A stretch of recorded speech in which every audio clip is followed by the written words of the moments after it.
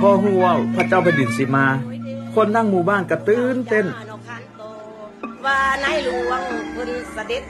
แต่คนที่เหิดที่สุดถึงสิได้แก่ยายเฒ่าอายุ100 ปีคนหนึ่งในมือถือดอกบัวใหญ่